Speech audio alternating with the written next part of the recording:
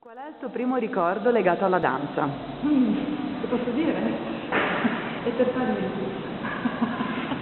No, vabbè, no, non è vero. In realtà, vabbè, chiaramente appassionata di balletto classico da sempre, quindi non sapevo identificare le figure, ma quando lo potevo vedere era sempre la mia grande passione. La prima figura che ho veramente identificato è stata del Parigi, che secondo me cosa che non si è vista in TV, ma riusciva a trasmettere, pur con la serietà della professionale e con il tecnicismo estremo, la vera possibilità di danzare attraverso e oltre la tecnica, con una verve e un'energia che, devo dire, mi ricordo bambina piccola incantata e spesso mi ricordo come è stato così.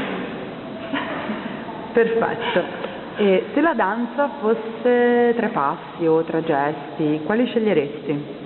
Nel senso tecnico intendi? O Anche, sì, anche qualcosa che secondo te che ti rappresenta, o anche dei gesti naturali. Vabbè, sicuramente l'idea dell'incontro, lo sguardo, il capovolgimento, l'incontro, lo sguardo e il capovolgimento, perché sono le prime cose che ho criticato.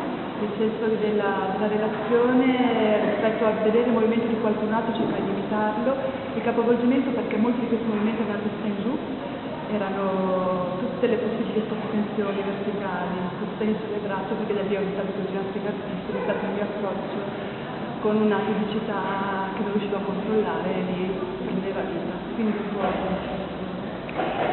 C'è una colonna sonora o una musica, un suono che è stato o è particolarmente significativo per il tuo lavoro o nella tua vita?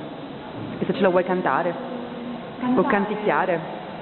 Oppure semplicemente anche a parole?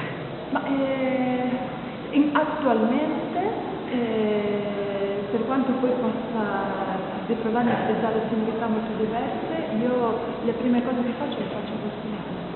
Quindi in realtà è come i suoni che mi passano intorno, quelli della porta fuori, quello della strada, quello della voce lontana, sono al momento i suoni che più e in primis utilizzo.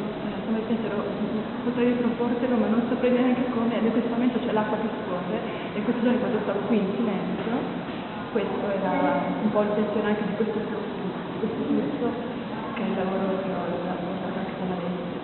Quindi suoni dell'ambiente, suoni del paesaggio. Ultima domanda, ora puoi invitare qualcuno a danzare con te. Chi inviteresti? Chi posso invitare a danzare con me? Oddio, aspetta, solamente ho svuotato e ho appena svuotato di molte emozioni. Fred Astaire. Perfetto, grazie. O anche Don Lurio. Grazie. Prego.